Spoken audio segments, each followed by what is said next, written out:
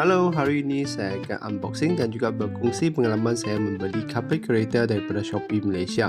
Jadi baru ni selalu hujan, jadi bila hujan memang susah nak elakkan kapet kereta daripada basah. Jadi saya pun carilah satu model kapet yang dapat kalis air seperti ini. Jadi bila beli kapet ini, anda mesti kena pilih model kereta dengan betul supaya dia dapat muat dengan betul. Jadi nak pasangnya sangat senang sahaja. Anda cuma perlu letakkan dengan posisi yang betul, maka dia dapat fit dengan sangat bagus. Jadi dia seolah-olah macam custom made lah untuk model kereta tu. Dengan ada kapet kereta ni, saya dapat elakkan lah kapet yang asal tu basah dan juga dia nampak lebih kemas dan lebih bersih.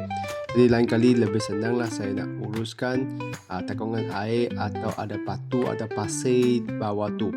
Jadi anda nampak ni memang sangat kemas. Harganya pun tidaklah mahal sangat sebab dia dapat cari banyak seller yang di Shopee tu, anda boleh cari yang paling murah lah. Kalau anda ingin tahu lebih lanjut tentang kapet kereta ini, anda boleh klik pada gambar yang ada terpapar pada video ini.